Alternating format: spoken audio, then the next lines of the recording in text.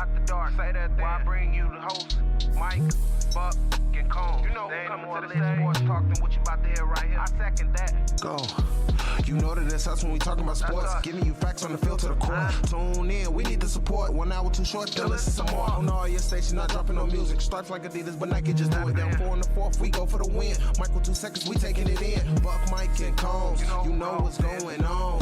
Man, now we're out the dark, no LA, we the big spark. No 4th and inches won't cut you short. Got the best talking, it's all sports. Buzzing more than buzzer beaters. We coming live, all 3 speaks go.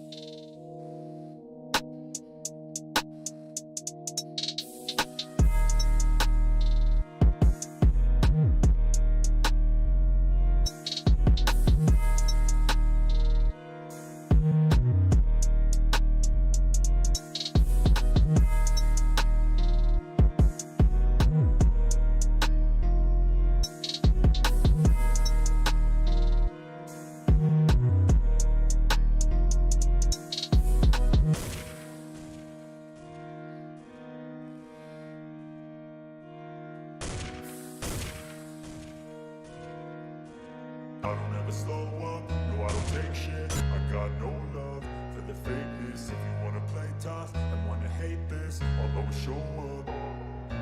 I don't ever slow up, no I don't take shit. I got no love for the fakeness. If you wanna play tough and wanna hate this, I'll always show up and make a statement. I don't ever slow up, no I don't take shit. I got no love for the fakeness. If you wanna play tough and wanna hate this, I'll always show up and make a statement. Everything I do so instinctive and so passionate. Every word I move so descriptive like an adjective. I got a vendetta against people who patented being negative when you should be getting after it.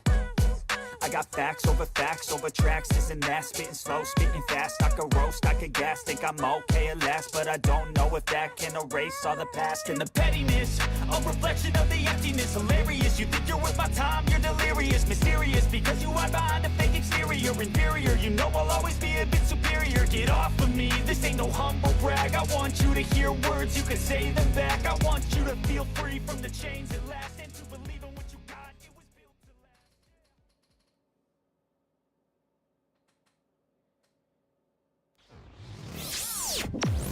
And now, Mike's Thoughts. Ladies and gentlemen, boys and girls, people of all ages, the New York Jets, that's right, the New York football Jets are officially cleaning house. They are officially starting to, quote, clean house. Joe Douglas has been fired as of 1:30 East Coast time, right here on November 19th, 2024.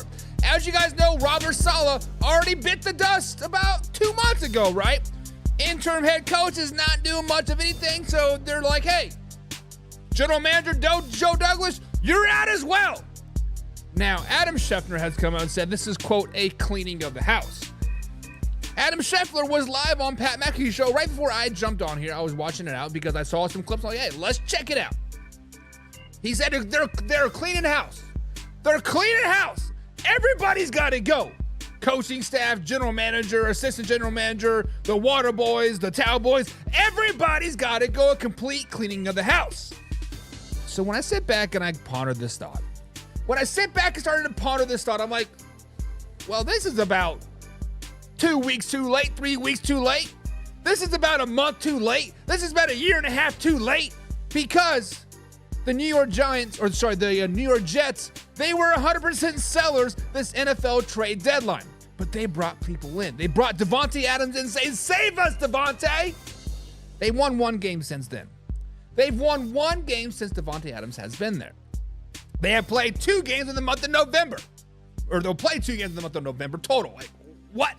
But regardless, the Jets fired general manager Joe Douglas, and they're cleaning house. So when we hear this news, is this too little too late? Is this too little too late to save the organization, the franchise, the whatever you want to call it, of the New York Football Jets? Because if they were really serious about saving the franchise and cleaning house, why did they do it before the trade deadline?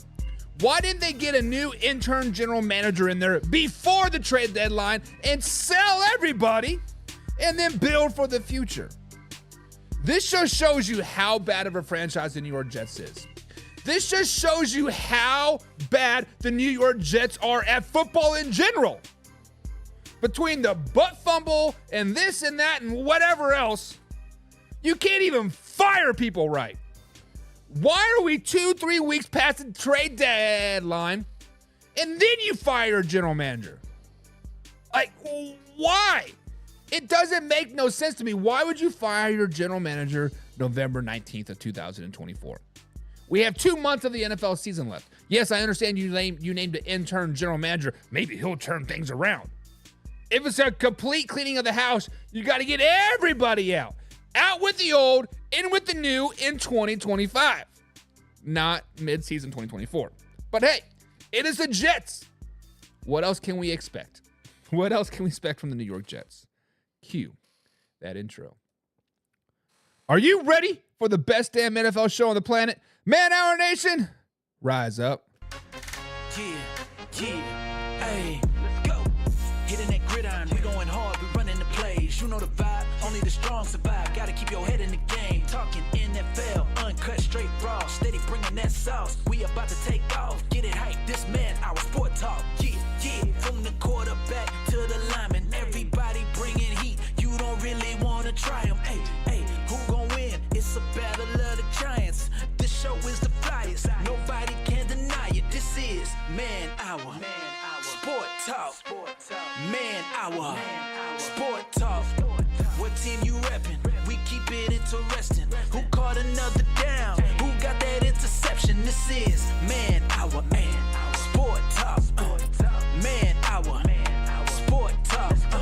What team you reppin'? We keep it interesting. Who caught another down? Who got that interception? Let's go. What is up, Man Hour Nation? Michael Buckhouse here with the Man Hour. Be sure to manhourradio.com. Check out the merchandise page or check out the blog section as well. I'm working on some new merch. Working on some new 2025 merch, and we're going to see what we can think of. Me and the Pigskin Punters have been gathering some ideas, gathering some thoughts, and we'll see what we can collaborate with, and I'm going to order some samples and send it out to them, get me some, and see if we like it. So new merch is coming, guys, probably December. Mid-December, we'll get some new merch out there, so bada bing, bada boom. Be sure to check out there in good old manhourradio.com. We do got a great show for you guys lined up. It is Overreaction Tuesday, so we got to overreact to some of the weirdest things going across the NFL landscape. Should the Dallas Cowboys start Trey Lance? Should they start Trey Lance? We're going to talk about that. Brock Purdy is on the latest 49er added to the injury report. Whoa, my chair just broke. Are the 49ers officially done? Are the 49ers officially done? Let's just talk about it. Let's talk about it. Xavier Worthy. Xavier Worthy, I was high on his nuts. Hey, break out to second half of the season. Let's go. But the man drops 3 balls. The man catches it but can't get his feet and down. Is it an overreaction to say the Patrick Mahomes has lost all hope in Xavier Worthy? We'll talk about it. And then the NFL playoffs. Back in 2020, the NFL playoffs was expanded to 14 teams.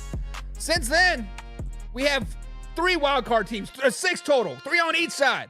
Should they go back to 12 teams? We're going to talk about that. And stop flexing NFL games.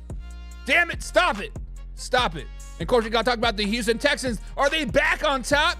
And should Ceedee Lamb be benched? And I got to apologize to some people today. I got to go out in the fan base and I got to apologize to some fan base because I've been a little critical of you guys. I've been a little critical of you all. You are whited in my comments, so you know what? I'm going to come back and I'm going to apologize. I'm going to apologize because I have a heart.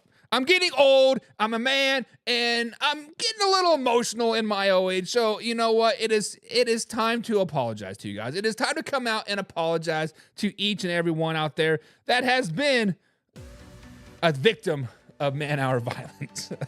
A victim of man-hour violence. But we get too carried away. We got to welcome some people into the chat. We got to welcome James Chamberlain in the chat. He says the Jets organization needs the Commanders treatment. Sell the team and replace everyone.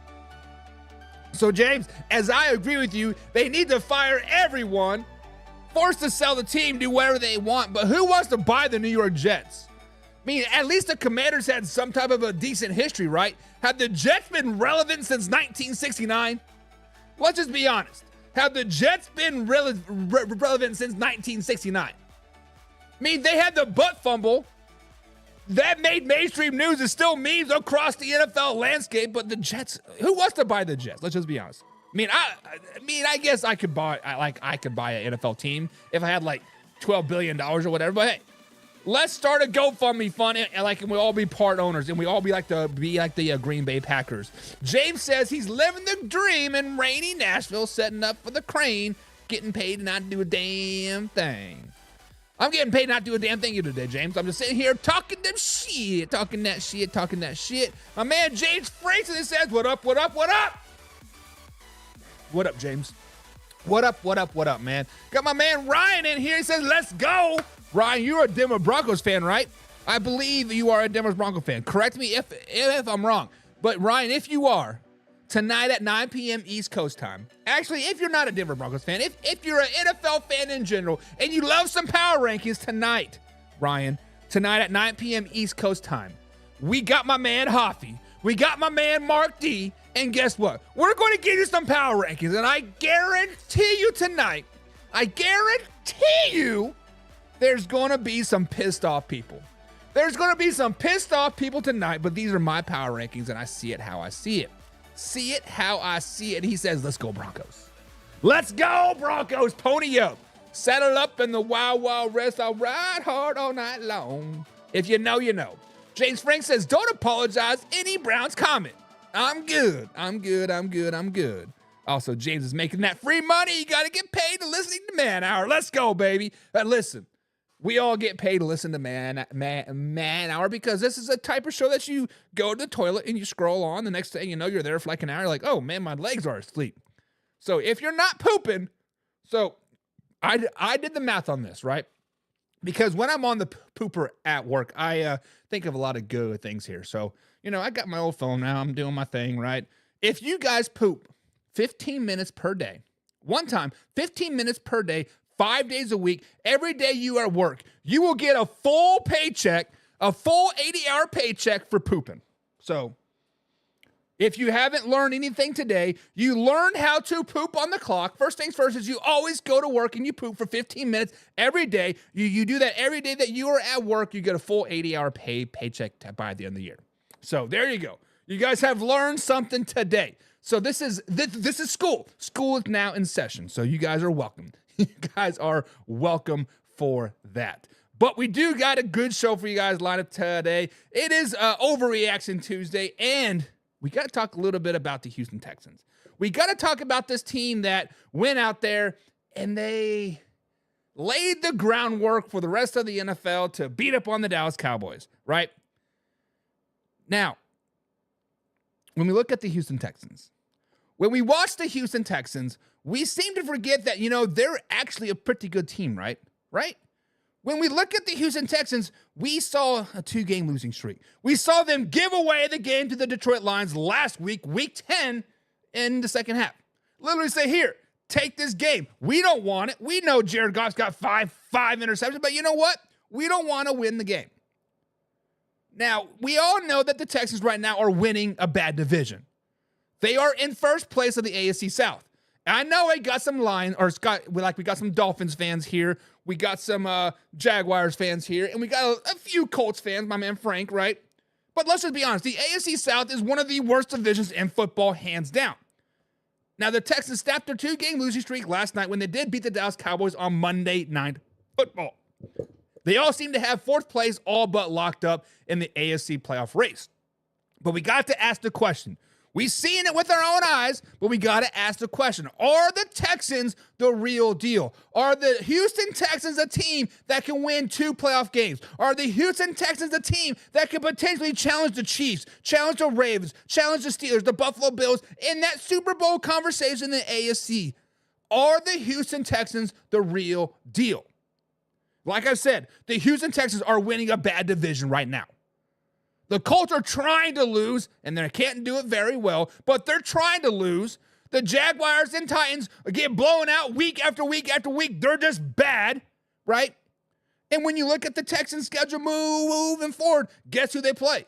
They play the Titans. Bad. They play the Jaguars. Bad. They play the Miami Dolphins. Yeah, we'll see. We'll see what the Dolphins are. Then they got to do a couple tests, right? They got the Kansas City Chiefs at Arrowhead Stadium, and they're back home on Christmas Day, taking on the Baltimore Ravens. But then they end the season versus a bad team in the Houston Texans. So far this season, the Houston Texans have played 3 playoff teams. They played 3 playoff teams so far this season. They're 1-2. Their lone win versus those playoff teams coming over the Buffalo Bills, 23-20. This is when the Buffalo Bills were kind of hot garbage. Let's just be honest. They were not very good. They were on a 2-game losing streak, got whacked by the Baltimore Ravens, and then they come back and they battle against the Texans, right? Stephon Diggs, old game, whatever, yada, yada, yada. That whole game, right? And then they gave the game away to the Detroit Lions, as we talked about, and then they got beat down by the Minnesota Vikings, 34-7. Like I said, they do play 2 good tests coming up. Kind of, right? They play the Kansas City Chiefs at Arrowhead and the Baltimore Ravens in 4 days. This is a real fake test. Let's just be honest. This is a practice test. This is a game, or these are 2 games that are going to be matter much of nothing, right? Because the Kansas City Chiefs are playing 3 games in 15 days. The Baltimore Ravens playing 3 games in 15 days. The Houston Texans playing 3 games in 15 days. This is a real fake test. It's going to be a vanilla offense, a vanilla defense for both of these games. Not really a real test for either stretch of the imagination. I guess you can kind of chalk up the Kansas City Chiefs as being a, quote, real test because they will be that Saturday game. But the Ravens, 4 days rest. It's going to be worse than a Thursday night game. Let's just be honest. Hello, vanilla defense. Hello, vanilla offense. Terrible. So we got to ask the question, are the Houston Texans the real deal? Are the Houston Texans a team that can come in there and ram it up your pie hole? No, they're not. No, they're not. The Houston Texans have some flaws. The Houston Texans have their flaws. Their defense, not so great. I love me some Danielle Hunter.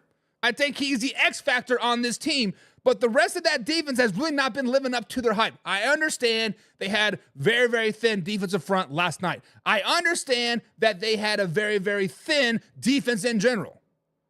But the simple fact of the matter is everybody's dealing with injuries. There's always the next man up. The Detroit Lions, they lose Hutch, next man up. They lose their linebacker, white-haired, long-haired boy. He is out with the broken arm, 6 to 8 weeks. Next man up. The Kansas City Chiefs, receivers out. Next man up. It's always the next man up.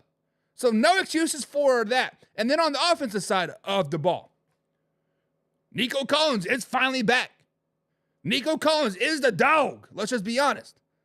But I don't see how the Texans can compete with anybody in the AFC playoff race.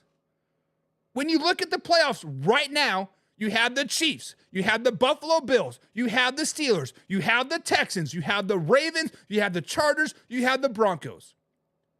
Give me one team that the Houston Texans can beat. Give me one, legitimately. As a 4th seed and a 5th seed, right now, they would be playing the LA Chargers. Are they going to beat the LA Chargers? Hell no. The Chargers got the defense. The Chargers got the attitude. The Chargers got that running game. Slam, bam, thank you, ma'am. Come back again for seconds. Because we'll give it to you. The Denver Broncos, the same thing. They got the defense. They got an offense that's getting better, that doesn't suck.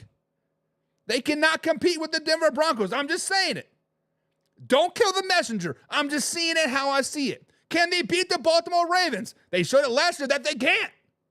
Now, maybe it's a home game. Maybe no, it's not going to happen. It's going to be another freaking blowout. Let's just be honest. The Houston Texans are not the real deal. They're going to win the playoffs. They're going to win the division by default because the Colts suck. The Jaguars suck. The Titans suck. That's what it comes down to. Is a terrible division make it into the playoffs. They're 1-2 versus playoff teams. The lone team they beat, the Buffalo Bills. Congratulations. Boy, were the Buffalo Bills playing some great football back in week 4, I'll tell you what, or week 5, whatever it was. The Buffalo Bills were hot garbage. They were terrible, and they sucked week 5. Let's call a spade a spade. The Buffalo Bills sucked week 5. Week 4, week 5, hell, week 6, they sucked. Since then, they turned it around. People were like, oh, they beat the Buffalo Bills. Yeah. But you gave it away to the Detroit Lions. The Detroit Lions literally gave it to you on a platter. They left the room. They left the room 2 weeks later. They come back. There's mold starting to grow on the platter. And the Texans are like, I don't want this. I don't want this win. And like, fine. If you're going to give it to us, I guess we'll do it, right?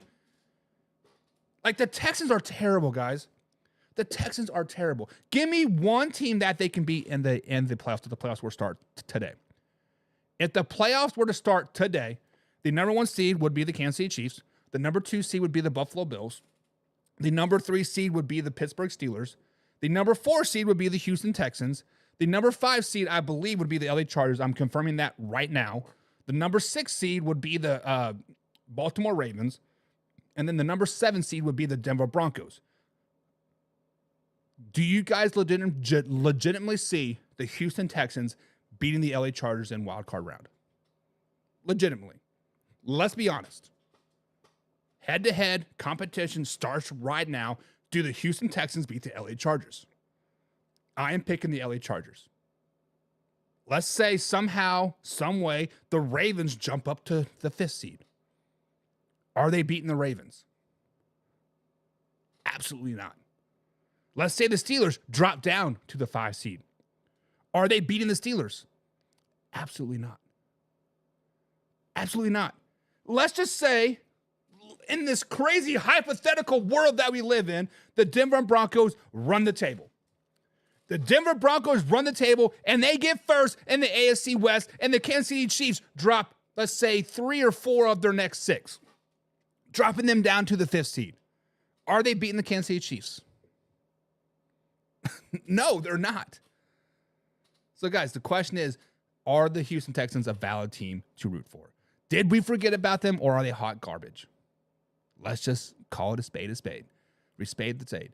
James Frank says, remember that comment I made a few days ago about CJ? Yep, he's still him.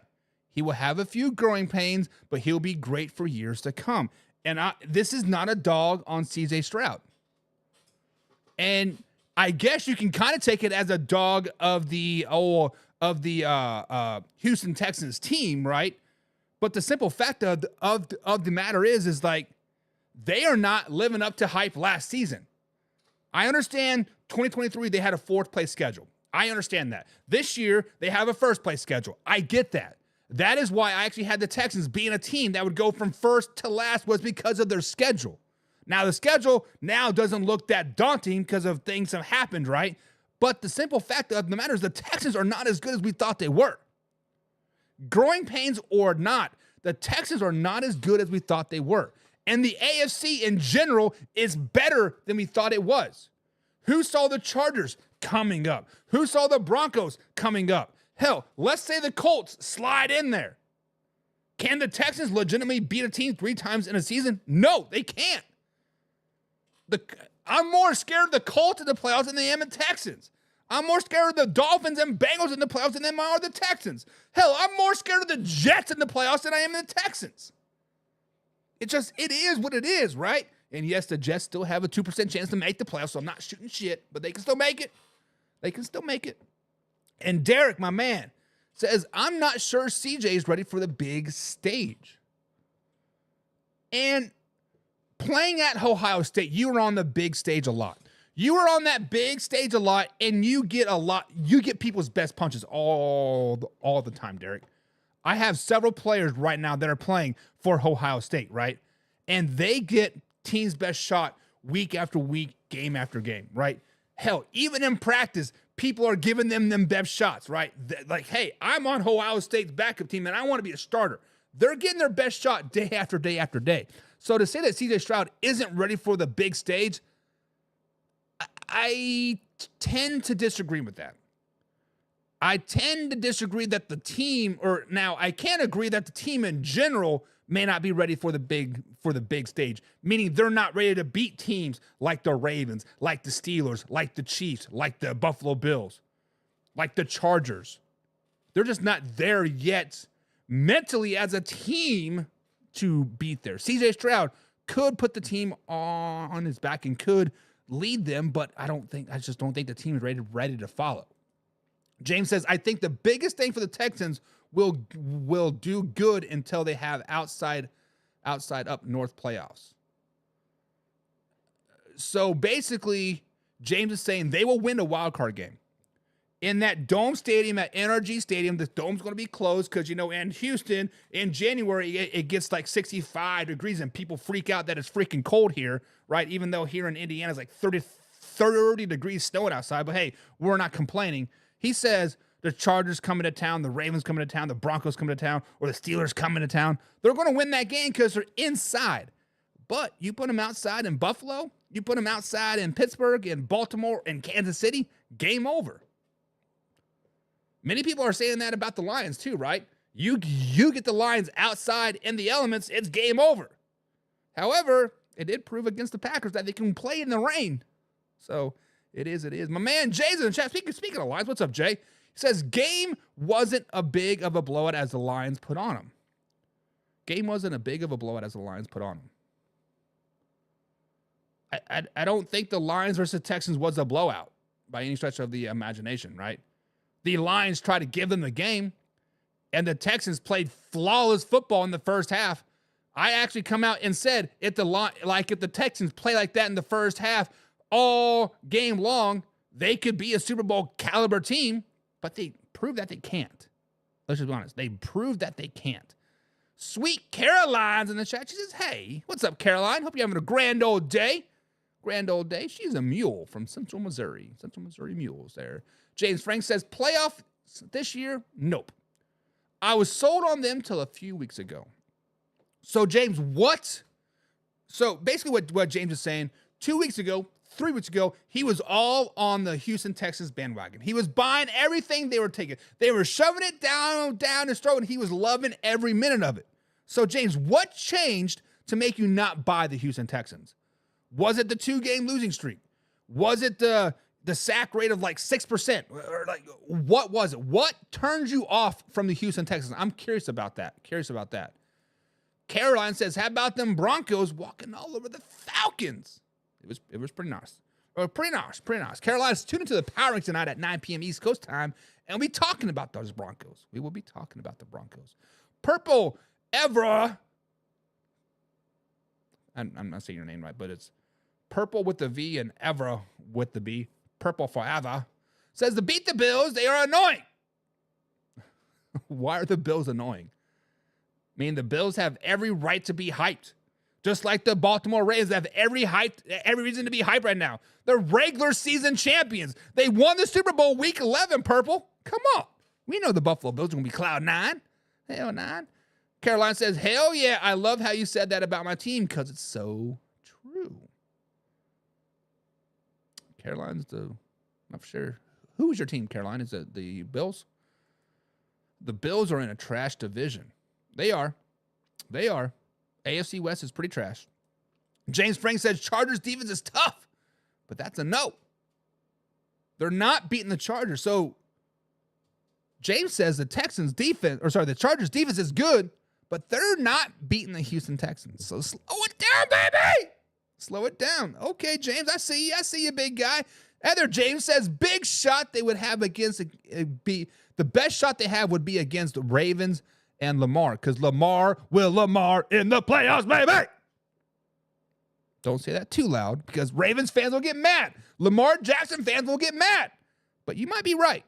You might be right, James. You might be mad. Kevin Cummings with a 3-year anniversary follower. He's been following us since day one. What's up, Kevin? He says the Texans are a good team, just not a great team. And that is kind of my point of this whole situation, Kevin, is like, yes, the Texans are a team that can win some games. The Texans remind me of the Miami Dolphins. They beat bad teams and they lose to good teams. That doesn't mean they're terrible. That doesn't mean they're great. They're just a nice middle-of-the-road team. They're a middle-of-the-road team that's going to make the playoffs. It's going to be a first-round exit. It is what it is. Terry Fuller's in the chat over from YouTube. What's up, Terry? He says, depend on who's during the playoffs. Who's hot during the playoffs? And it's actually right. Honestly, that is why the AFC playoff picture is so wide open. It's because it is all about who is going to get hot at the right time. Have the Buffalo Bills peaked, right? Are the Chargers peaked? Are the Denver Broncos going to come and roaring in hot and blow their load before week 18, right? Are the Ravens just on their incline? It's all about who is clicking at the right time come week 19 of the NFL season. Terry, you are exactly right.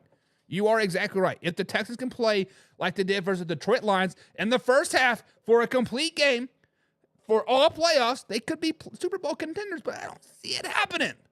I just don't see it happening. Bo Nix is Rookie of the Year material, but he won't make it. Sorry, Caroline, he won't make it. Kevin says Dolphins and Jets are making the playoffs. I don't care if they're mathematically eliminated. They eliminated them themselves in September. Listen, the Jets are done, right? The Jets are completely done.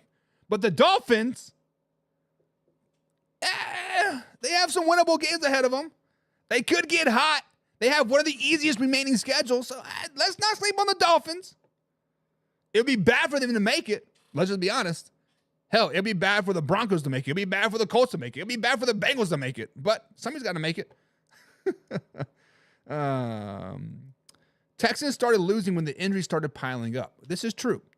Once Nico Collins went down, which now he is back after being 5 weeks off, right? He has definitely come back I think he will be the X factor for this team moving forward. But the Stephon Diggs injury was what really hurt them. So missing Stephon Diggs sucks, right? Right? The rain ain't no snow. True. I would much rather play in the snow, though. I'm just saying. Gravity Crush over there on youtube.com/banner says, what's up? Texans are in a pretty bad division, to be honest. So they are competitive to make the playoffs and easy comparing to other city playoff teams. They are Gravity Crush. It is pretty much a lock that the Houston Texans win the AFC South.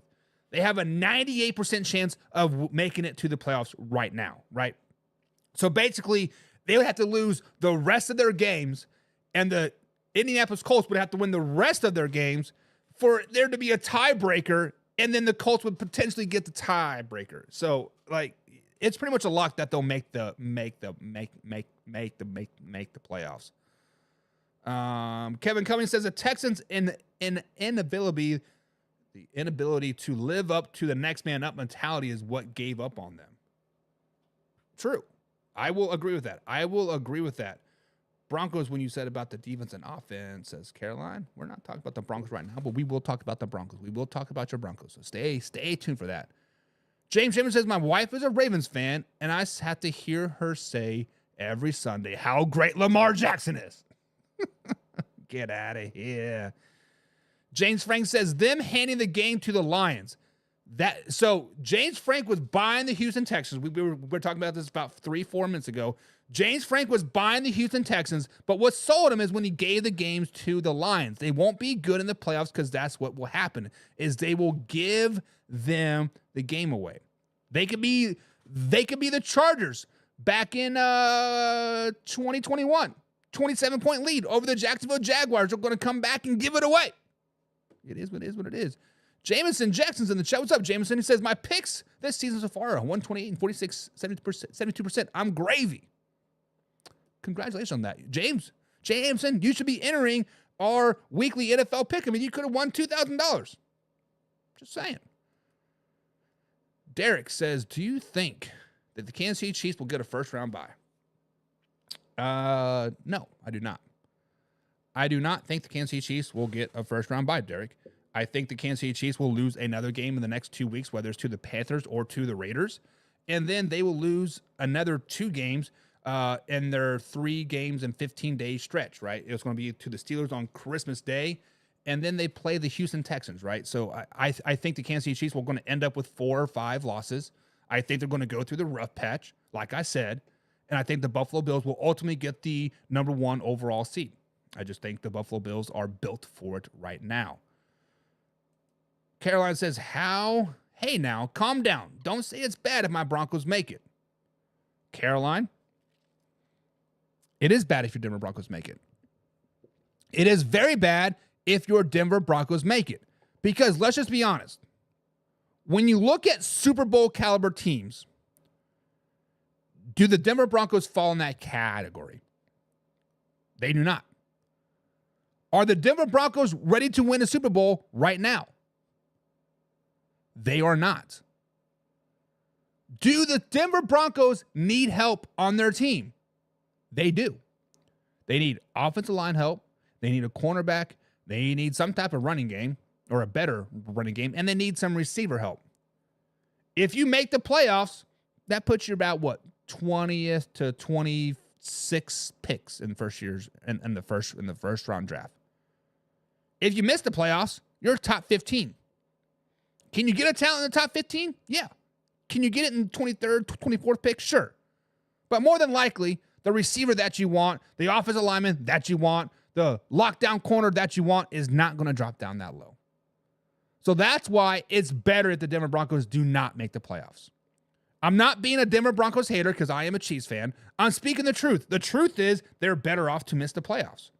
Just like the Colts, they're better off to miss the playoffs. Just like the Dolphins, they're better off to miss the playoffs. Just like the Bengals, they're better off to miss the playoffs. I'm just saying, I'm trying to be logical here. Kevin says, whatever happened to your little Bronco buddy that came on a couple times? He's been awfully quiet. That's my man, Mark D. Mark D is on Tuesdays and Saturdays. Kevin, he'll be on the Power Ranking show tonight, and then he'll be on Saturday when we do the pregame show. So that's when Mark D is on. Kevin says, do you think that the Chiefs may lose to the Carolina Panthers? And Kevin, yes, I do. Actually, when we did our picks back in July for the Kansas City Chiefs, let me bring up my record just so I can confirm. But I did have them losing to the Buffalo Bills, and then I had them losing to the Carolina Panthers as well. I had the Chiefs going 12-5 on the season.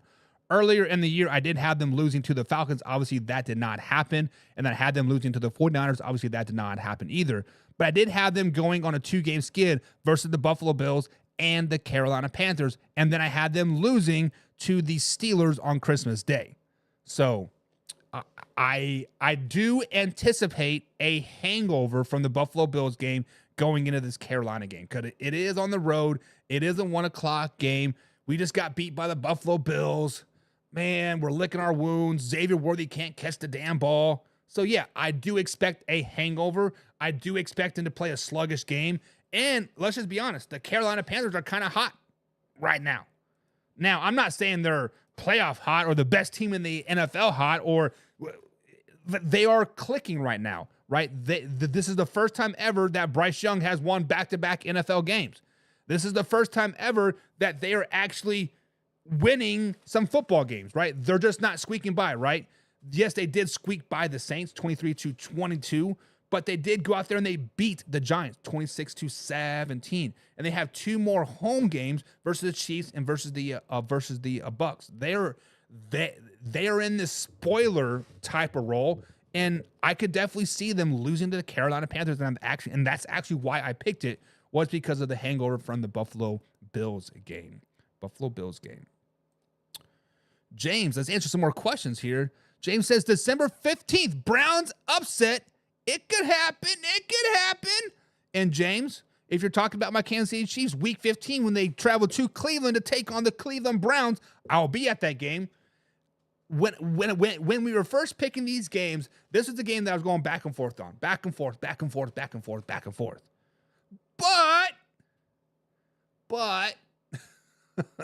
it is the Browns right now. So I don't see a upset happening, but I'll be wearing my Travis Kelce jersey there, freezing my ass off, having a grand old time. Jameson says, send me the link to the pick'ems. They're on the Facebook page. Literally every pick. Bills. Also, yeah, and I also do put them on the broadcast channel on Facebook as well. Kevin says the Broncos defense is legit. And that is ultimately why I said they should probably miss the playoffs, because they got a bright future ahead of them. Let's not blow our load right now. Let's not be the New York Giants back in 2019 when Brian Daboll come in and said, oh, or was it 2021? Hey, we made the playoffs. We beat the Vikings. Man, rebuild my ass. Get out of here. We good. That's what's going to happen to the Commanders and the Broncos if they make the playoffs. This that they thought they had. The Commanders have all these old heads on defense, and when they are retired, like, what happened to our defense? Well, we don't need a lockdown corner. Our defense is already elite. We're here, baby. Why are we 3-15? Like, yeah, I mean, it is what it is. Jamin says it's going to be a Bills or Chiefs versus the Lions or Eagles in the Super Bowl. Nobody else has a chance. Except for they do. James says the Panthers are giving the number 1 pick away hot. They don't have the number 1 pick anyways. Don't the Chicago Bears have it again anyways, James? Or do they finally get a number 1 pick? I don't know. I don't really know. But speaking of the Houston Texans, Joe Mixon for the Houston Texans has been running all over people all season long. He has been a man on a mission. Last night marks his 6th game over 100 yards rushing. Speaking of Mark D, right there's the Broncos fan. Joe Mixon has been the workhorse for the Texans all season long. But the question is Joe Mixon the key to the Texans' success? When we talked about the Texans potential, well, they will make the playoffs, but being a playoff threat, does it all go through Joe Mixon at the end of the day? Joe Mixon has been carrying the ball a lot for the Texans this season. He has given them a chance. He's been giving them a chance to hide that piss-poor pass protection. Let's just be honest. The pass protection is terrible. Terrible. They're ranked 14th in the NFL with a success rate of blocking a blitz or blocking a defensive rush 75% of the time. So that means 25% of drop back passes, CJ Stroud is getting sacked. That's not very good. Let's just be honest. The last 3 weeks alone, they have been ranked near the bottom of that. CJ Stroud has been sacked 34 times so far this season, an average of 3 times per game. Wasn't a game versus the Jets he got sacked like 8 times? The line is terrible. Terrible. Joe Mixon has been the dog. Joe Mixon has been the keys to the ignition. But is he the remix to the ignition? That's the real question. Obviously, Stephon Diggs is out. I think Stephon Diggs would be the X factor, would be the key to ignition, hot, fresh out the kitchen if he was playing, but he is on IR. Nico Collins has been out. He is finally back. But the keys to the Houston Texans' success comes down to 2 players and 2 plays only. Joe Mixon is a dog. Joe Mixon is a workhorse. Joe Mixon, when he touches the ball 20-plus times a game, the Houston Texans are 4-2 on the season. When he rushes over 100 yards in a game, the Texans are 4-2 on the season. But the number one key for the Houston Texans is Nico Collins. Nico Collins is the key to the Houston Texans' success if they want to have postseason success. He has not played since the first week of October, but yet he was still top 25 in total yards in the NFL. Yeah, last night he'd only have 4 catches for 54 yards, but let's look at that first play of the game. Very first play of the game, I just turned on the TV. I had my queso. I was dipping it midship, looked up, and bada bing, bada boom, Nico Collins running like 70 yards untouched. Yes, there was a flag. It got called back, an eligible man downfield, which is a BS call, but whatever. Nico Collins is factor number one. He is a dog. He is a workhorse. He is going to be the man, the myth, the legend for the Texans moving forward. Secondly, is Danielle Hunter. Why the Vikings ever let him go, I do not know. But Danielle Hunter can be quiet all game long. You cannot be hearing his name all game long, and then all of a sudden, you look at the stats, that man has like 8 tackles, 3 tackles for a loss, and a sack, a forced fumble. You're like, what?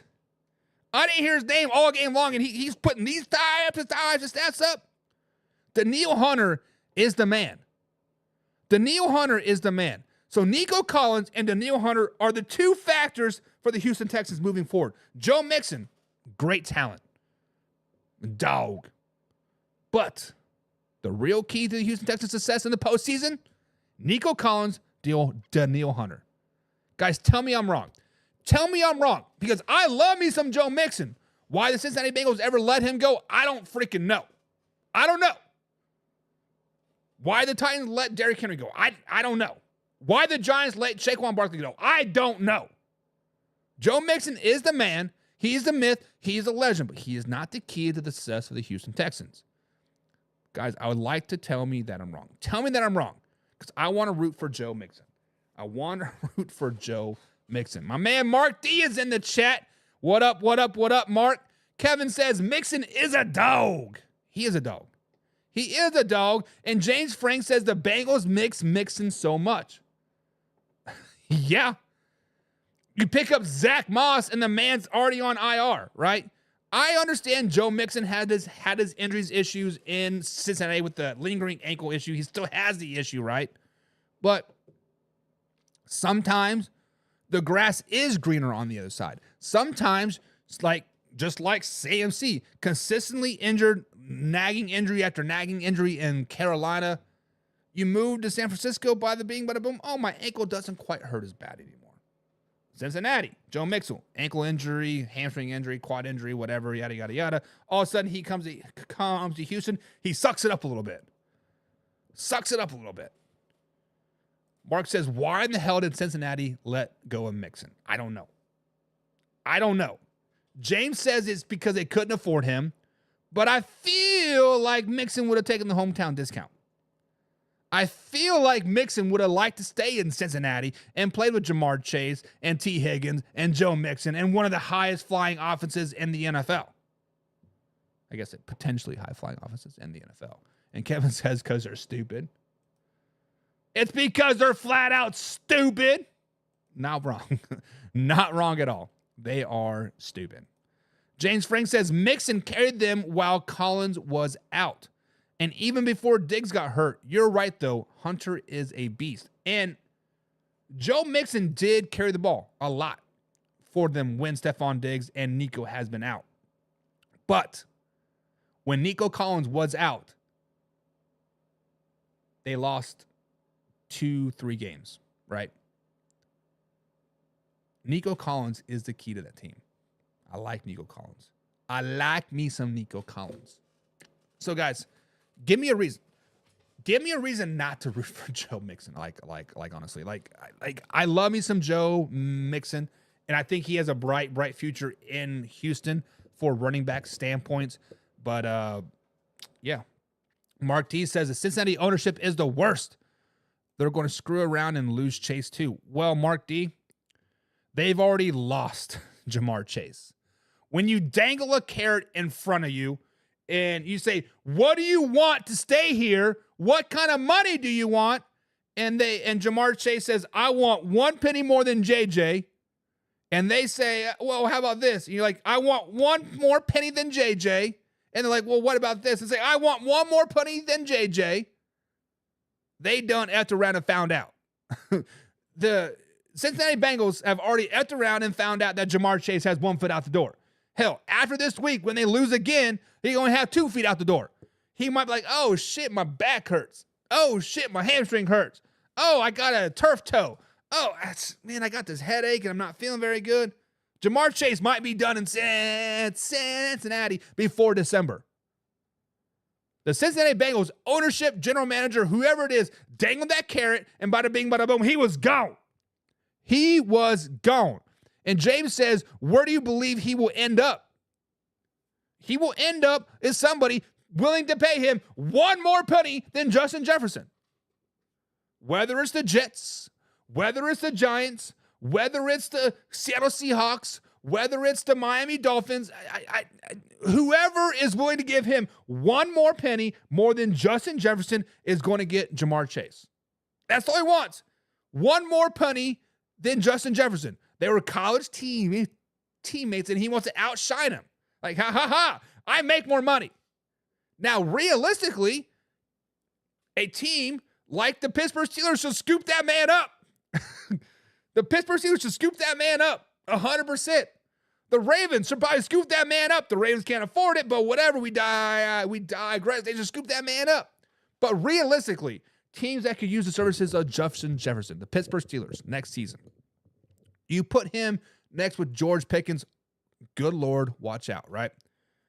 A team like the New York Giants, you pair him up with Malik Neighbors and then a rookie quarterback, good things might happen. The Giants have a pretty good defense as is, right? Their defense with like Brian Burns and that front four, they're pretty good. They're missing a quarterback and a receiver. That Tyrone Tracy Jr. guy, pretty good running back. Now, he's no Saquon Barkley, but he's still pretty good. So I think there's 2 teams out there that should be all in on Jamar Chase. That's the Pittsburgh Steelers and the New York Giants. You guys know his asking price. Make it happen. Make it happen. And James says Chase and Neighbors would be scary. And think about this. You get Shadur Sanders there. I'm not saying he's the greatest quarterback ever, but let's just throw a name out there. He's a very prolific wide receiver, right? He has that swag about him. Giants are going to need a new head coach. They're going to draft a quarterback. They bring in Jamar Chase. The Giants could instantly go from worst to first like that. Like that. Draft a quarterback, get Jamar Chase. The rest of the pieces are kind of already there. The rest of the pieces are kind of already there. They just need a coach not to F it up. Just don't F it up. It's simple as that. If Sanders ends up in Jersey with the Giants, then boom, they get Chase. I mean, I don't think like drafting a quarterback. I mean, because obviously, so first things first, if you are the New York Giants, once January hits, right? Because the draft is late April. I think free agency starts sometime in March, early April, right? Day one, you need to be on a collusion trail. You need to be on a collusion trail just like the Falcons did with Kirk Cousins. You need to already have a deal in place. You need to be colluding with him right now. You need to get on the phone with Jamar Chase like, hey, we got a 5-year, whatever type of money that you want, come to New York, come and save us, or New Jersey, or whatever you want to call it. Come put on the blue and red and come to one of the greatest franchises ever. I'm speaking out my mouth here now, but let's come out here. We will get whatever quarterback you want. We will draft a guy. We'll move up the number 1 overall pick if you want. You just tell us who you want and how you want, and we'll get it for you. We will get it for you. Kevin says, F them wannabe New York teams. Go Buffalo. Go Buffalo. So on the other side of the Monday Night Football game, we had a team by the name of the Dallas Cowboys. We had a team in the Dallas Cowboys that are playing much of nothing for right now. If I actually remember correctly, they are now mathematically eliminated from the NFL playoff picture. They're now sitting at 3-7 on the season. They have lost 5 straight games in a row after beating the Pittsburgh Steelers in Pittsburgh on Sunday Night Football. Now, we have seen teams across the NFL, like the New York Giants, that have sat their starting quarterback by the name of Daniel Jones for the rest of the season because they don't want to see him get injured and be on the hook for $23 million. When you look at the Dallas Cowboys, you look at Ceedee Lamb. Ceedee Lamb is the second highest paid receiver in the league.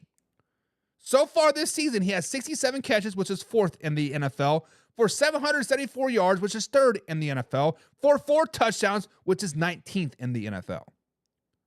Not blow your mind stats, but he's still a top receiver in the NFL, even with sub-quarterback play.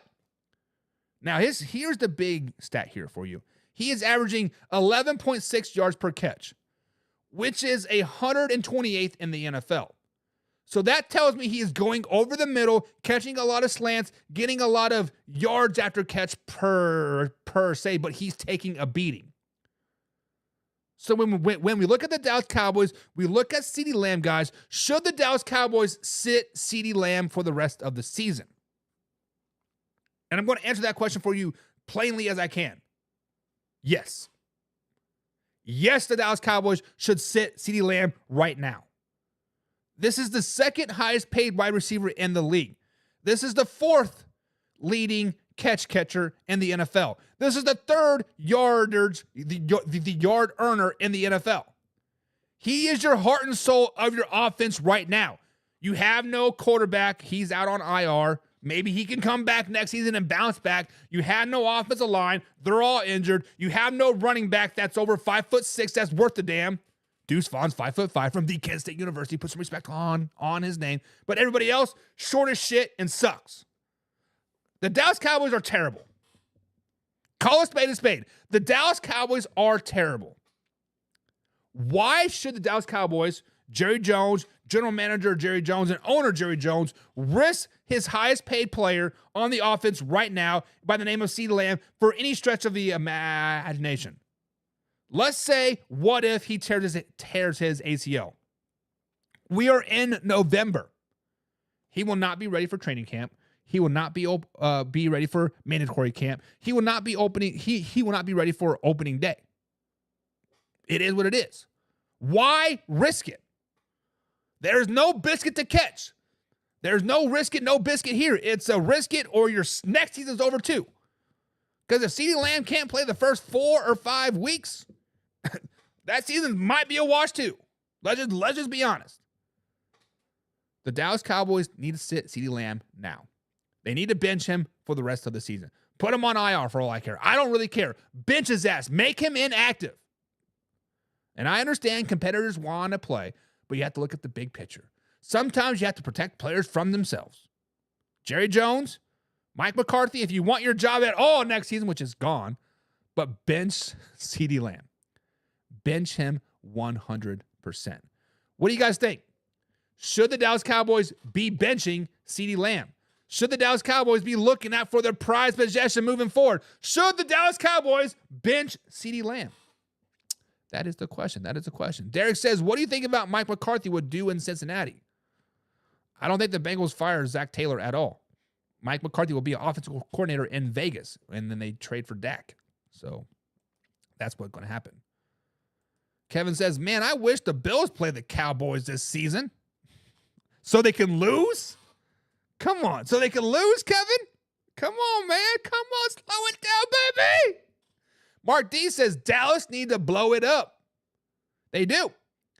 They need to blow it up by trading Micah Parsons. The Dallas Cowboys need to blow it up 100%. They need to hire a general manager. They need to fire every coach that they have on the roster, including Zimmer, including Fossil, including all of the others. They need to fire everybody on the coaching staff. Nobody stays. A complete shoulder stiff. Hire a general manager. Trade Micah Parsons overrated ass. Get 3 first-round draft picks for him, and then build from the draft. Build from within. That is what the Dallas Cowboys need to do. They need to sit CeeDee Lamb. They need to fire everybody this offseason. This is how you fix the Dallas Cowboys. This is how you fix them. November 20th, tomorrow, you call Ceedee, send him a text, whatever, Instagram, whatever. Hey, you're done for the season. Don't bother coming in. Let's worry about next season. Then, once January 5th hits, the last day of the season, whatever it is, Mike McCarthy, you're fired. Just take everything with you. Everything. I want Fossil gone. I want Mike Zimmer gone. I want everybody gone. You're all gone. And then Jerry Jones needs to go into his office, look himself in the mirror, and say, Jerry Jones, general manager, you're fired. And then Stephen Jones, he needs to come in. His other brother needs to come in. His sister needs to come in. Like, hey, we're hiring a general manager. They hire a general manager. Then you hire Coach Prime. I know I've been dogging Coach Prime, but I think with the general manager in place, Coach Prime might do well for the Dallas Cowboys. Coach Prime brings in his people. I don't care who it is, but you bring in his people. And then you get the rumor mill going. Once you get your general manager hired, you get your coaching staff hired, then you start putting out little nuggets here, little nuggets there. You text Adam Schefter like, hey, big trade coming. You text Ian Rappaport. Just send him a picture of Micah. That's all you got to do. Get Micah Parsons out of there. Get 2, 3 first-round picks, whatever it is. Hell, get 5 picks. I don't care. I don't care if it's a 7th-round pick. Get his ass out of there. Get him gone. Long gone. Now, you got your top 5 quarterback in Dak Prescott. You have a healthy Ceedee Lamb because you benched him back in November. You got yourself a nice coaching staff. You got yourself a general manager. And you got Micah Parsons off of the books. Don't have to worry about his stupid-ass overrated contract anymore. We got a nice little draft coming. We got some nice draft picks coming. And then you start fielding calls from the Las Vegas Raiders. You start feeling these calls from the Las Vegas Raiders. And like in the Raiders, like, hey, what do you want for Dak Prescott? And we're like, you just take his contract and give us a 5th-round pick and we'll be happy. Bada bing, bada boom, Dak Prescott's gone. His contract is somehow off the books. You finagle it somehow because there's a smarter GM, much more than me. You kick the can down the road somehow, some way, but get that contract out of here, right?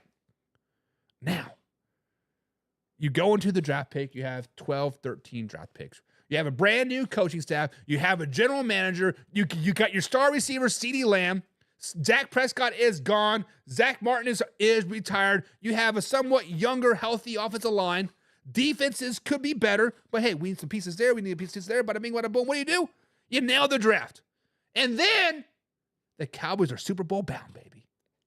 And they're Super Bowl bound, Mark D. That is how you blow up the Dallas Cowboys and win next season. That is how you blow up the Cowboys and win next season. Kevin says you pay Lamb how much you want to sit him so he can be a highest bench warmer. I get the fact you want to prevent any serious injury, but you pay them to play football. Why aren't you saying this about Daniel Jones, Kevin? Why aren't you saying this about Tyreek Hill? Why aren't you saying this about other players that are being benched? Just because it's the Cowboys. Just because it's the Cowboys. They should bench Parsons too. They should trade him. They need to get him out of town. Gary Nelson's in the chat. That's a new name. What's up, Gary? He says, those cornerbacks as well. Get Diggs out of there. Diggs and Bland led the league back-to-back in interceptions in 2022 and 2023. Why would you want to get them out of there? The Dallas Cowboys have a good defense when they're able to play from ahead, when they're able to pass rush, right? What they cannot do is stop the run. And that's why you get Micah Parsons out of there, because Micah Parsons can't do shit when it comes to the run. How do you beat Micah Parsons? Run right at him. The man dives out of the way and said, I don't want to talk to you. It could be Deuce Vaughn, Mr. 5'5", 165-pound man himself. He's like, later, Deuce. Deuces to the deuce. The Kings get Micah Parsons like out of there, and they get a solid edge rusher. Jadarius Smith, maybe a little TJ Watt, maybe Max Crosby. Max Crosby for Dak Prescott. Let's do it. Kevin Summons says, with that process, the Jets should bench Rodgers, Miami should bench Tua, Hill, Achane, and the Bills should bench Burrow, etc. They should. But here's the difference, Kevin. Daniel Jones is being benched because the Giants are done with him, right? The Giants are 100% done with him, and they don't want to pay him $23 million. The difference between the Jets and the Dolphins and the Bengals is they still have a playoff chance. They legit still have a playoff chance. They can still make it to the playoffs. The Dallas Cowboys mathematically eliminated. The Dallas Cowboys cannot make the playoffs. It's simple as that. They cannot make it. Miami, Jets, and Bengals all still can. That is the difference. That is the difference. And when it comes to the point in December when they are mathematically eliminated, I bet you we see benching of Tua, less playing of Joe Burrow. Aaron Rodgers will definitely not be playing. You don't want to be on hook for that money. Derek says, when that kick hit the pole, I had to delay for the laugh. When that kid hit the pole. I don't know what you're talking about. Gary says, Dallas doesn't have a running game either, which has hurt them. It has hurt them a lot, right? It has hurt them a lot when they have 5 running backs that are not worth the shit. Rico is the only one that's worth a thing, right? Zeke, well past his prime. Is it Delvin Cook? Well past his prime. Deuce Vaughn, as much as I like him, he's not a every down back in the NFL. He's a Darren Sproles specialty third down type of back, period. And then they have that other guy. What is his name? I can't remember. Yeah, they don't have nobody. They don't have anybody. Jameson says Kyle Shanahan should be fired too. And Kevin says big facts. You guys don't like Kyle Shanahan? You don't like Kyle Shanahan shitting the bed when the game matters the most? You don't like Kyle Shanahan going to the big game and forgetting how to coach? Okay. Mark D says Coach Prime isn't leaving college. He said numerous times he doesn't want to deal with diva athletes. But yet here he is in Colorado dealing with diva athletes. Every college player right now is a diva athlete. How much are you going to pay me? I'm just going to go here. They're paying me this. How much are you going to pay me there? College is diva right now.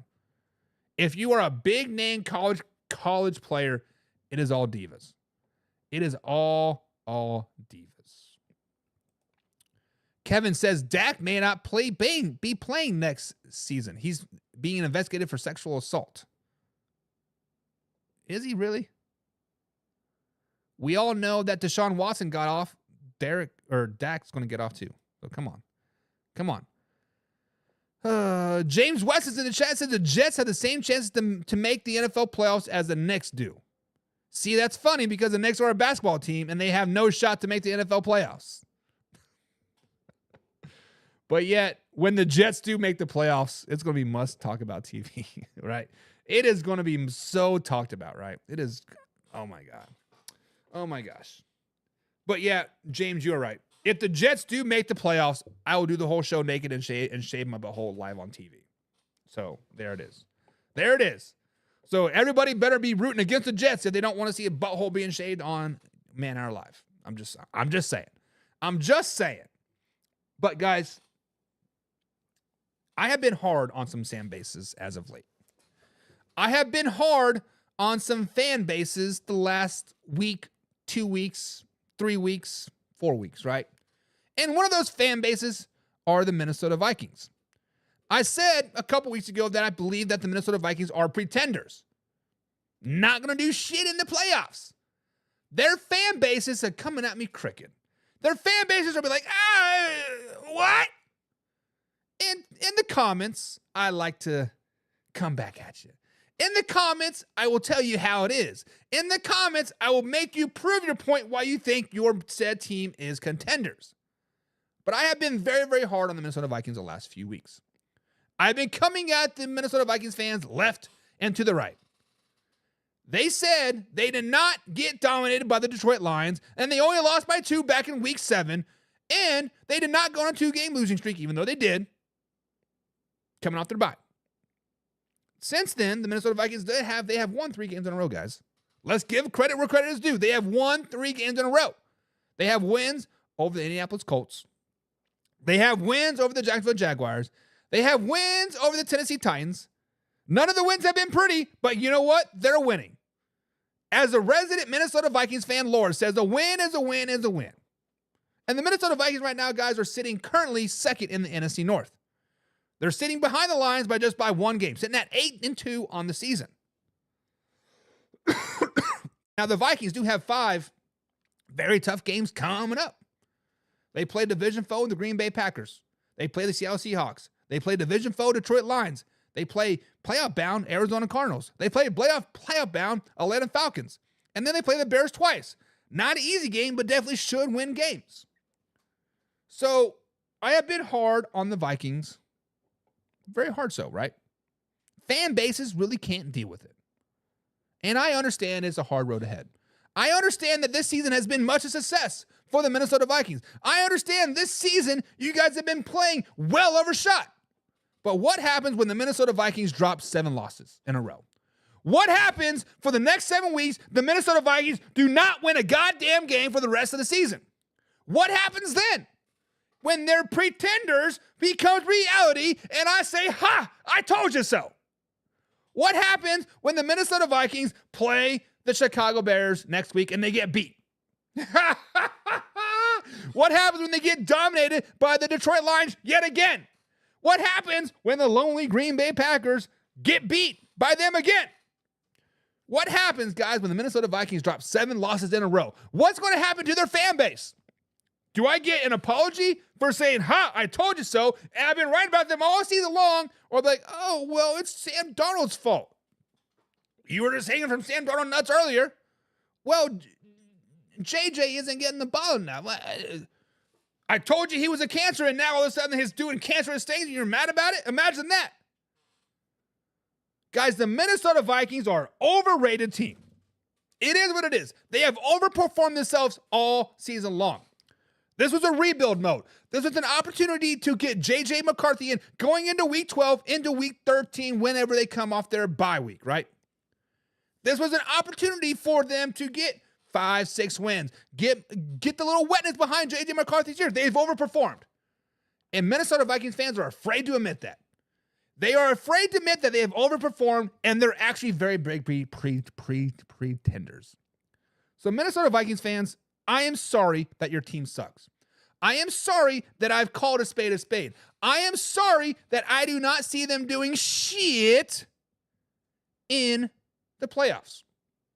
I am sorry that you hated Sam Darnold when he got signed back in April and May and June and July, and you're starting to start JJ, but he wins 5 games in a row, and all of a sudden he's the greatest taste of sliced bread. I'm sorry that I'm calling you guys out for saying, hey, I hate this man, but now I love this man. But hey, JJ is the greatest thing ever, but now he's a cancer. Like, keep up your minds. For all you people that keep the receipts, keep the screenshots, I'll say this for later, this didn't age well. Well, guess what? When the Minnesota Vikings drop 7 games in a row, I want you guys to screenshot this. 7 losses pending. November 19th at 2:43 p.m. East Coast time in the year 2024, I'm telling you that the Minnesota Vikings might lose 7 games in a row.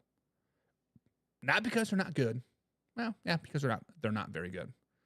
They got a hard-ass schedule coming forward. And I want all you Minnesota Vikings fans to apologize. It's not going to happen, but I want you guys to apologize. That's my sorriness for the day. I'm sorry. I'm sorry that the Minnesota Vikings suck. I'm sorry. And Kevin says some fan bases need to deal with it and not be so damn soft. The Minnesota Vikings fan base, like, I did not. Now, there are some out there. There's lore out there.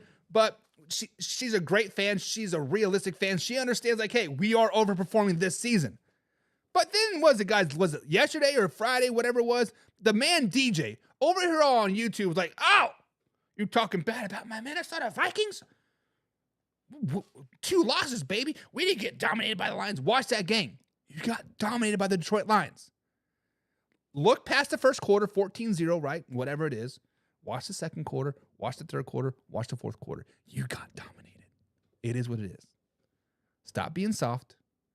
It is what it is. Tiny Soda. Chiefs haven't lost since last. Never mind. Minnesota Fee 5-4 asked these nuts. I don't know. What? John says, mighty win a Bear game, but the rest might die drop. The Minnesota might even not beat the Bears. If the Bears play like they did last week versus the Green Bay Packers, the Vikings may not win another game for the rest of the season. I'm just saying. James West says, last thing, if you are a gambler and you're not taking the spread against the Cowboys every game going forward, except this game versus my New York Giants, then you have no idea what you are doing. Yeah, the Cowboys are pretty bad. They've given up on themselves. They are giving up on themselves. Kevin says, call them Vikings fans out. You have receipts. I do have receipts. I have thousands upon thousands of comments and over 20,000 views on that prediction or on the contender and pretender video from like 3 weeks ago when I said, hey, they're going to go on a 2, if not 3 game losing streak. And I was spot on. Like, that's exactly how it was. Mark D says, Minnesota is just one of those franchises you can't like Chicago. And to be honest, Mark, I low-key kind of rooted for the Minnesota Vikings. They're kind of like those laughable losers, right? They're just like the Buffalo Bills, right? You want to root for them to do so good, but you know they're going to shit themselves when it comes playoff times. Like the Baltimore Ravens. They're going to shit themselves come playoff times. But now, their fans coming at me all sideways, all crooked, for calling how it is. Slow it down, baby. And Derek says, I don't see them beating the Seahawks or Arizona beating them. Derek, you might be the only team that doesn't see Arizona or the Seahawks not beating the Minnesota Vikings. Minnesota Vikings are going to go on a skid, and it's going to be a fun crash to watch. It's going to be a fun crash to watch. And when it happens, Raiders are kind of off my radar now, right? I've been dogging the Raiders long enough. I've been dogging those Las Vegas Raiders all season long. I told you guys the 8-game losing streak was pending. We're now at 6. Let's move on from the Raiders. Hate to say I told you so, but I told you so. Focus troll mode on the Minnesota Vikings now. Full troll mode engage on the Minnesota Vikings moving forward.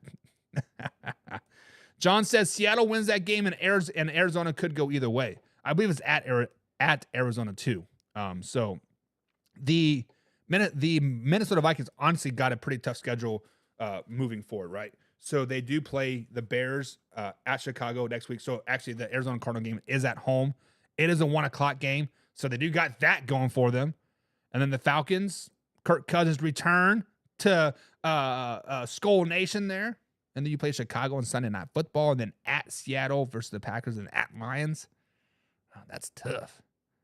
That is tough. James says Tommy DeVito is going to beat the Cowboys. Probably. Probably. I will give that to you, James. As a passive Cowboys fan, you are probably right. I saw that defense legitimately quit on the field last night. Kevin says, F themselves when they make it to the playoffs. Wouldn't be that the rest of the teams that made it to the playoffs? True. Everybody but the Chiefs, right? Now, no. Like, I define shitting themselves in the playoffs for, like, teams like the Baltimore Ravens, right? Last season, the last couple seasons, the Baltimore Ravens are arguably one of the best teams coming into the playoffs, right?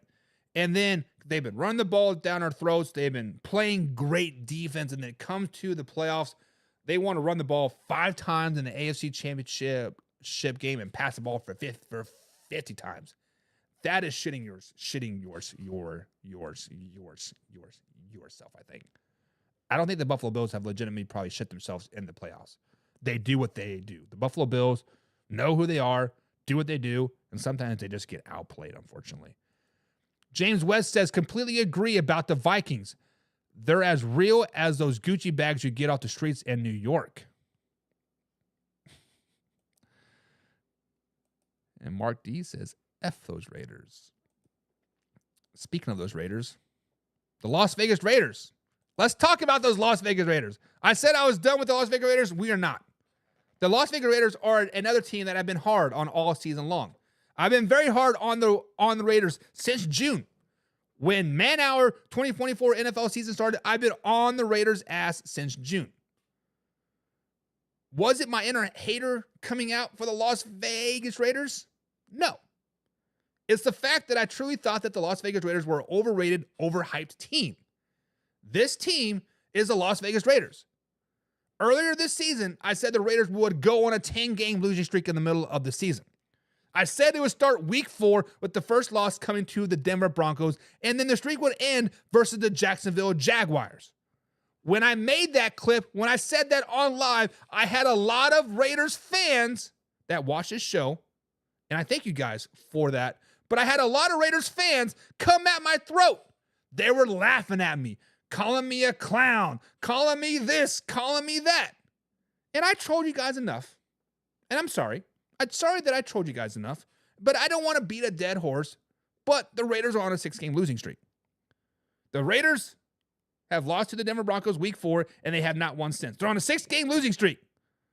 Now, the Raiders might snap the losing streak versus my Kansas City Chiefs in a few weeks. They might. And I'm going to hear it will not hear the end of it. I get it. But here we are. Here we are. So I'm asking you guys the question. As a Raider, inner hater, whatever you want to call me, how can the Raiders snap this losing streak? How can the Las Vegas Raiders end this season on a high note and, come back to Christmas Day and win 4 out of their last 5? How can they prevent me from being right about this 10-game losing streak?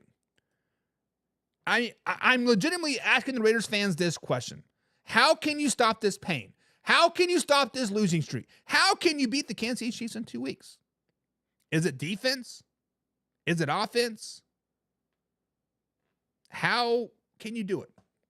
I'm asking for a friend at this particular point. I'm asking for all you Raiders fans out there. How can you stop the pain? Do you guys have an answer? If not, I'm sorry. I'm sorry for trolling you all season long. I'm sorry for being exactly right about the Las Vegas Raiders all season long. I am sorry that your team is so bad and you thought they were going to be so good and I've been so right about them. I am sorry. I am sorry. And Derek says, Sanders, and thank God, is how you can stop the losing streak. Shadir Sanders, Deion Sanders, and thank God. That is how you can stop this losing streak. Derek, I know you're a Raiders fan. Thank you for watching, man. But sometimes you Raiders fans are pretty bad. Kevin says the Faders are abysmal. They are pretty bad. They are pretty bad. But this is how you guys, the Las Vegas Raiders, can snap the losing streak. This is how the Las Vegas Raiders can come back down to reality and actually be a decent football team. This is how you do it. And how you do it is you go out there and you get yourselves a quarterback.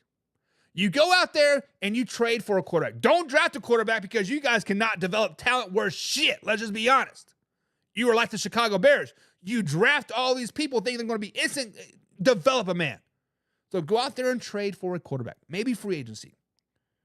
It's not going to be Dak Prescott. Not going to be Aaron Rodgers. It's going to be somebody that's kind of under the radar a little bit. It's going to be somebody, like I hate to say I told you so, because Adrian O'Connell and Garner Minshew was not your guys. You guys are hanging from their nuts, but you guys need a quarterback. It's simple as that. This is how the Las Vegas Raiders can come back to reality and be a decent team in 2025, and that is get a quarterback. Don't draft one because you can't develop a guy, but go out there and get a quarterback. Go out there and get a Malik Willis. Go out there and get a Trey Lance. Go out there and get somebody like a Sam Darnold. Go out there and get somebody. That is all they need to do. They just need a quarterback. The defense is there. The defense played well last season. They were top 10 the last month of the season. Told you guys it wouldn't translate, but it did. But go get a quarterback. Go get a quarterback. That is how the Las Vegas Raiders can stop this losing streak. This is how the Las Vegas Raiders can go out there and not be the laughingstock of the NFL anymore. Go get a quarterback. Don't draft one. Go get one. Even Daniel Jones. Actually, they wouldn't have to trade for Daniel Jones. He'll be a free agent. Go out there and get you some Daniel Jones. Go out there and get you a Trey Lance. Go out there and bring Jimmy G back. Hell, if you love Dak Prescott that much, go out there and get him. Go out there and get him. Go out there and get him. Derek also says, you forgot we have we have 6 starters out for the season in a new center. Next man up, Derek. We said it about the Buffalo Bills. We said it about the Houston Texans. We said it about the Seahawks. We said it about the Chiefs. We said it about everybody. Next man up. You're in the gosh darn Major League, boys. Next man up. It is what it is at the end of the day. Next man up. It's simple. It's simple. Alrighty, guys. Well, it is that special time of day. It is that special time of day. It's time for a little Overreaction Tuesday. And it is very, very simple. Overreaction Tuesday is always fun. Always fun. We've been scouring the old interwebs. I've been seeing what the people are saying, and I'm going to determine if there's an overreaction or if it is an underreaction. We've talked about a lot of things so far today, and it gets even spicier now on this Overreaction Tuesday. So like I said, play along in the comments below, guys. If it's an overreaction, you do not agree with it. You say, nah, get that out of here. I think you are wrong. But if it's an underreaction, like, you know what? You might be onto something. You might be onto something, and I agree with you. So, guys, Overreaction Tuesday is here, and let's start with the one and only Dallas Cowboys. Let's talk about the Dallas Cowboys. The Dallas Cowboys now have lost 5 straight games in a row. Right? 5 straight losses in a row. Their latest loss came on Monday Night Football versus the Houston Texans. In the post-game interview, Mike McCarthy was asked about subbing in players and preventing injuries and all this other stuff, and one of them being Trey Lance. When he was asked about Trey Lance, he simply said he overlooked putting Trey Lance in there, but he should have got some reps in, right? So, guys, is it an overreaction if I say Trey Lance should start for the rest of the season for the Dallas Cowboys? When you look at Trey Lance, he was the third-string quarterback on the Dallas Cowboys roster to start the season. The Dallas Cowboys brought back Cooper Rush on a 1-year deal to be the backup because for whatever reason they had no faith in Trey Lance. The Dallas Cowboys are paying Trey Lance $5 million so far this season to be strictly a backup, bench player at best. He is a free agent next season, and he could be potentially some teams out there could be taking some flyers on him. The Raiders, the Jets, the Giants, somebody, right? Trey Lance has played 1 game so far this NFL season. It was mop-up duty versus the Philadelphia Eagles. He was 4 for 6 for 21 yards with an interception. So, guys, is it an overreaction or underreaction that I think the Dallas Cowboys should start Trey Lance for the rest of the season? And I don't think this is the underreaction. I think the Dallas Cowboys should start Trey Lance for the rest of the season. I think the Dallas Cowboys should see what they have in Trey Lance. I think the Dallas Cowboys need to go out there and really push Trey Lance to see if they have a backup quarterback in the future, or if they need to go out and draft one like in Shedeur Sanders, right? What do the Dallas Cowboys need to do? Is they need to start Trey Lance week after week, right? He is making $5 million and sitting on the bench. He's making way too much money to not see what you have in there. Now, obviously, we do not see every practice, every rep, every meeting. Maybe he is just that bad. But if he's so bad, why are you hanging on to him? Why didn't you trade him? Why didn't you cut him? Why didn't you do something to him, right? Why did you not get him out of town when you had the opportunity to? then I'm low-key thinking in the back of my head, is Jerry Jones finally starting to be smart? Maybe Trey Lance is a hell of a lot better than Cooper Rush. Maybe Trey Lance could be a starter in the NFL, and Jerry Jones doesn't want anybody else in the NFL to see that. Then he can lowball Trey Lance $1 million next season. Hey, come on back. But guys, is an overreaction that I think that Trey Lance should start for the rest of the season? I don't think it is. I think Trey Lance should start every game right now. Jeff Heinenberg said Detroit looks extremely tough to beat. They do, but the Eagles will beat them, Jeff. Kevin Cummings says Dallas traded for Lance. He's making too much money to just be sitting there. Exactly. Why are you sitting there, man? Why are you sitting there? Jameson says Lance should start. And Jameis knows how great Trey Lance can be because he was a 49ers fan, or he is a 49ers fan. And get your money's worth. Get those dollar bills. Exactly. And Jeff said it's an underreaction. Jeff Heinenberg says it's an underreaction. That man should start today. Get his ass in there because, hey, what is the worst thing that can happen if you're a Dallas Cowboy? They lose 6 more games in a row. What is the worst thing that could happen? He throws 6 interceptions in a game and they get blown out 57-0. Like, legitimately, what is the worst thing that can happen? Because Cooper Rush is not cutting it. Cooper Rush has 2 back-to-back blowout losses. Let's just be honest. He's not him. He's not very good. Start Trey Lance. I would much rather see Trey Lance versus Tommy DeVito on Thanksgiving Day than Cooper Rush. So, overreaction. Next up, Jeff says the Eagles fan. Okay. I'm not an Eagles fan, but the Eagles are better than the Detroit Lions. I'm just saying. Kevin says if Lance could be great, he wouldn't be 3rd string and he would have never been traded from San Francisco in the first place. Not wrong.